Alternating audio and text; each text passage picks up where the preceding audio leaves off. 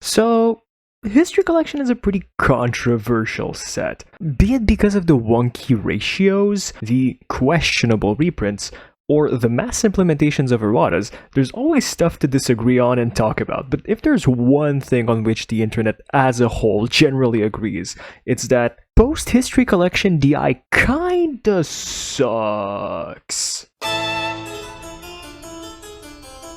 Okay.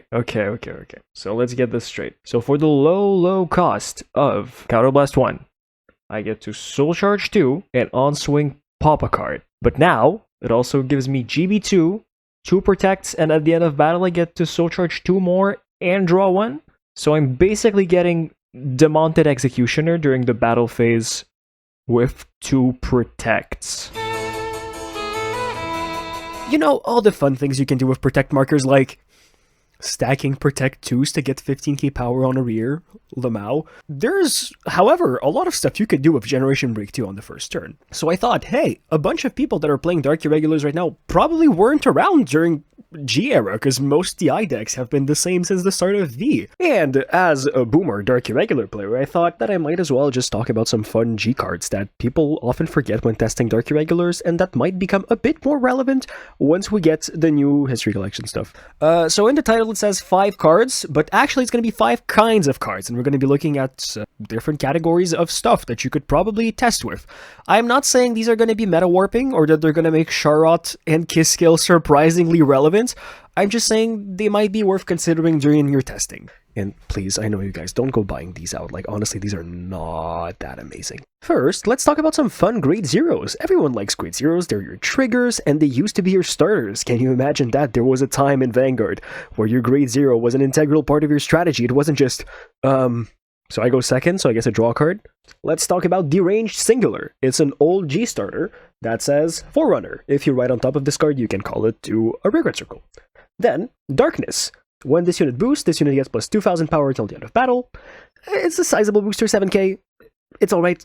But the most fun ability is that when he's on rearguard, when your G unit strides, put this unit and all of your grade 1 or greater rearguards into your soul and draw 2 cards. So when you're going to be striding your Kisskill for the first time using the skill, this counts as a stride. You can send this to soul and any of your grade 1s that you might want in soul. So if you're running Dimension Creeper, you can send that. If you're running any other thing that activates from soul, it would also work. So this is a fun way of setting up pretty much whatever you want into your soul during the main phase. If it was in your hand beforehand, obviously, it's a pretty fun card. Another starter is a card that I really love running in some of my builds for the Spice. It works really well with 4 facts also. It is Spadejack of Nightmareland. When your unit rides this unit, you can draw a card, choose a card from your hand, and put it into your soul. The first skill is pretty good because it lets you get the same amount of filtering you would get from a V starter, but you still get to set up a card from soul. So, because we're going to be in a format where most hands are going to be a bit too small to guard early grade 3 rush turn, and you're going to have to draw for your Honolys and Rolocks, this might be a good way of drawing pieces and also setting up your soul at the same time. During your turn, when your unit strides, you may call this card to rearguard, and Soul Charge 1. So he's an extra body. You can use this for Number of Terror, you can use this for Covetous Succubus. You can use this as an extra attacker on a Dredjul turn with 4 facts. But in this build, it's mostly interesting because it generates an extra body whenever you stride Kisskill. With the superior skill, it might be relevant, who knows? Then, another inclusion you might want to consider is number 2, Stand Triggers. Everyone's already running Monochrome, so we're not going to talk about Monochrome. It's countercharges, it's a good card. We're going to talk about Werkot's Recruit, another cat. Wow. And he is probably your tankiest stand trigger in terms of defense. He has the skill that Generation Break 1. If the number of cards in your soul is 10 or more, it gets plus 5k power and 5k shield. So you're going to say, oh no, it's GB1. Well, who cares? Now we get GB1 on our grade 3, right? So as long as we're going first, we can resolve it. I know it's kind of weak, but if you want to run stand triggers, you might as well get some extra shield at some point, and this is a nice way of doing that. And he also has the skill that if an attack did not hit when you guarded with him, you can send this card to soul. So it's a great way of setting up triggers for your Blettermoss turn, and just soul charging in general. Lastly, another grade 0 you might want to consider is Werferde Informant. It's a Batman. Act Rearguard Circle, send this unit to soul. If you have a grade 4 Vanguard, draw a card, choose one of your rearguards, and it gets plus 3000 power. It just cycles itself. If you want to run a build with stand triggers, it's a pretty good card because your GB is going to be live on your first grade 3 right now. It's amazing. If you want to cycle and draw, try this guy out. The third one is going to be pretty chunky. Let's talk about some attackers you might want to consider. If we look back at Darkness DI, if we talk about Generation Break 2, there's one card that we absolutely cannot overlook. It was a mainstay before, and I think it can also pull a lot of weight today. We're going to talk about Baleful Repressor. Auto on Rearguard Circle for Generation Break 2. If you have Darkness, when it attacks, if the number of cards in your soul is 8 or more, until the end of the battle it gets 10,000 power and your opponent cannot call grade 0s from hand to Guardian Circle. This is amazing, especially now when you can use it with Quen Lu. So it's basically G-Guard or die.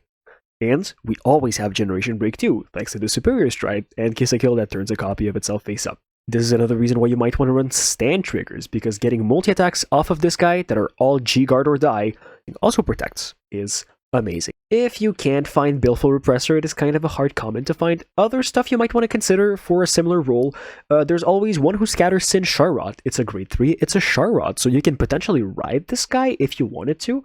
But the biggest perk is that you can search it using Succubus of Pure Love, which we will now be running to fetch the grade 3 original Strider Sharrot.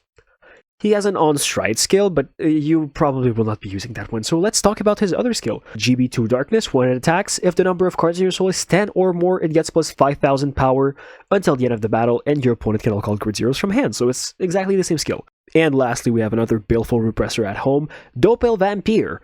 This guy again, but this time it's his old G version. So he's a Generation Break 1, Darkness, and when he attacks he gets 5k power, if you have 6 cards in soul, and if you have 15 cards he gets the grade 0 restrict. So that might be kinda rough, but you know, if you really can't find Baleful Repressor, this might be a nice alternative. Alternatively, if you don't want to run these guys, you can also just run War Tiger Plunderer. It's a really dumb card. It says continuous Rearguard Circle Darkness during your turn. If you have a Vanguard with Sharrot in its name, this unit gets plus 1,000 power for every card in your soul. So it's V Sharrot skill on a grade 1. So if you're running V Sharrot, it's going to be 2,000 power for every card in your soul, meaning you're basically playing an Ammon deck at this point. And I don't know if you should run V Sharrot, but this guy is definitely worth considering for some sort of weird OG V Sharrot hybrid aggro build. Then number 4, how could we forget cards that make you draw and cycle? So when you're thinking GDI, you're probably thinking War Tiger Jaeger. This is our quintessential Darkness card, the best value engine we ever got. It even worked in Blade Wings because of how amazing it was. When this card is put into your soul for the cost or the effect of a card during your turn, you get Counterblast 1 and draw a card. In Soul Darkness, you get the Counterblast 1, choose a card from hand, discard it. If the number of cards in your soul is 6 or more, Soul Charge 1, so you can Counterblast 1 to Soul Charge 1 from Soul. And if the number of cards in your soul is 10 or more, you get to bounce it back to hand. If you're paying the cost for Stride, if the number of cards in your soul with Darkness is 2 or more, this guy gets grade plus 2. So if you're running a bunch of other Darkness cards, this becomes a Stride Thoughter that bounces back on his own. He's pretty good. I wouldn't say he's a must play, but a thing you might want to consider though is his V version. And I know we're talking about G cards, but this one is kind of spicy. We have a bunch of ways of setting up multiple copies of the V version in Soul, thanks to Emblem Master, the new promo we're going to be getting that copies cards on attack, things like that. And he activates on Retire. You know what retires? OG Sharrot's on hit skill. So sure, on hit Retire might not be threatening. On hit, bind 4 from Soul, draw 4 cards though. That's a completely different story. So, you know, you might want to look out for this guy and his V version. A classic that I personally never really ran, but that was really popular at some point, is Flying Librarian. Auto, Generation Break 1, Counterblast 1, when this unit is placed on Rearguard, you may pay the cost. If you do Soul Charge 2, then if the number of cards in your soul is 6 or more, draw a card. Then if it's 10 or more, choose a card from your damage zone, turn it face up. It basically Soul Charges and refunds itself. It's kinda good. It's 8k base. I don't know if you want to run the 8k base, but you get the GB now, so you might as well just pop off and go crazy with this thing if you need the Soul Charge. And I kind of feel iffy about running this one because we just got it retrained as a V-Series promo that is amazing, but we can always run Covetous Succubus. It has a very similar skill to Flying Librarian. When she's placed on Rearguard, Counterblast 1, Soul Charge 1. If the number of cards in your soul is 6 or more, Countercharge 1, so it refunds the Counterblast. And if it's 10 or more, draw 2, choose a card from your hand, and discard it. So it's a draw. It's basically the same skill. She refunds herself. She doesn't Soul Charge as much, though, but she lets you draw 2, discard 1, so you get more control over what you draw. So they're both really cool value cards that refund themselves. And lastly, the one I was most hyped for.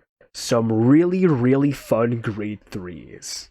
Okay, and this guy, God, I can't not mention him. This is the card that always comes back. It's the dark horse of Dark Irregulars that everyone underestimates, but every time he finds a way of being somehow interesting. There was the Grade 4, there was the V Grade 3, and now, let's go back to the OG Gasti, Evil God Bishop Gasti. Auto on Vanguard or Rearguard Circle, at the beginning of the right phase, if the number of cards in your soul is 8 or more, choose a Grade 3 Rearguard with the Darkness ability and return it to hand. So he basically bounces himself back from Rearguard to hand at the start of your turn. You can use it to stride, you can use it to use his skill again, and you might want to use his skill again because his skill is really good. Oh no, it's a GB2 Darkness. Well, we activate Darkness and GB2 by Superior Striding Kill. It says that when he would be placed on Rearguard, choose up to 2 Grade 2 cards from your soul and put them into your drop zone, and this unit gets all of their abilities. This guy copies anything. You no longer need to draw your Grade 2 pieces as long as you draw Gasti. This is extra copies of any Grade 2 you may run in your deck, and this does not only count G-era Grade 2s. Any OD card, any V card, all of them can just be copied by Gasti. You ever wanted to have Covetous and Emblem Master in the same card? Well, now you can. And any of them can be combined with Baleful Repressor. And lastly, this one is probably my favorite. I've had my eye on this card ever since the set 6. For so long, I wanted this to be relevant, and it might actually have a place in Dark Irregulars now.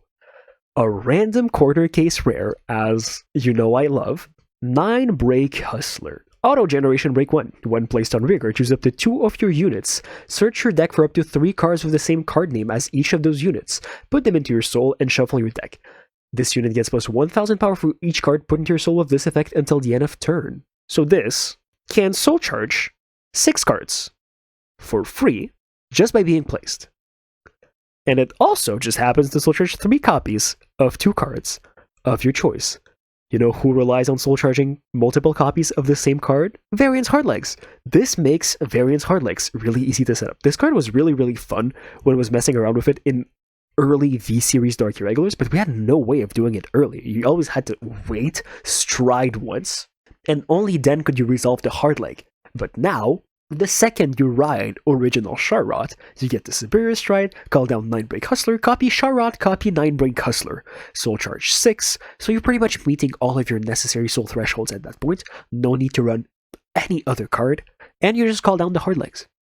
So these are all really funny in my opinion. You know, I don't think all of them will be game warping. Some of them can be used with the existing NLK builds, in the same way that Sharrot himself can be used with the existing NLK builds, and that might be something you see come up in a tournament at some point. That might be the new way to play Dark Irregulars. None of these are going to break the clan on their own, though. So, I say give them a shot. Try them out, and if you have fun, well, leave a like on the video. And if you want to know about some fun V cards or some fun OD cards we can use, you can always ask me in the comments or ask for a video and I'll just make another one where we do a similar thing where we talk about overdress or V cards that you can use in Dark Irregulars Premium. And if you found any of the ideas in this vid interesting, here's a sample list that you can try out to sort of fiddle with these gimmicks. It's really cookie cutter, it's a template, it's kind of bad, but it kind of shows what you might want to try doing with this. So we're running the Sharrot at 4, I tried running the V Sharrot, it's kind of pointless, you don't really get much out of it, but you can still tag that one in if you really want to. Gusty is there to recycle your grade 2s that end up in soul by all of your random soul charge skills. 9 Break Hustler is your setup for Variance Hardlegs, and it's also the thing that lets you put in the Keltzer and the Jaeger.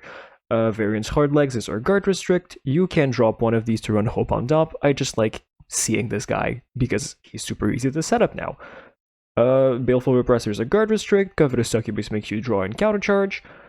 Succubus of Pure Love is a searcher. Keltzer Soul Charger. War Tiger Jaeger lets you draw up to 4 cards on attack with the skill of Sharrot on stride. And the other Succubus is the Sharrot Searcher. Then V-Starter, you can replace this with Deranged Singular if you like soul charging more grade 1s and drawing on stride. Although it's kinda weird, often you would rather get the early draw and the quick shield. And Enigmatic Assassin for multi-attack plays with Covetous Succubus and just numbers. There you go, enjoy. Oh, and Monochrome because he's live when you stride. On that note, I have been the Lime Boy, and I'll be signing off.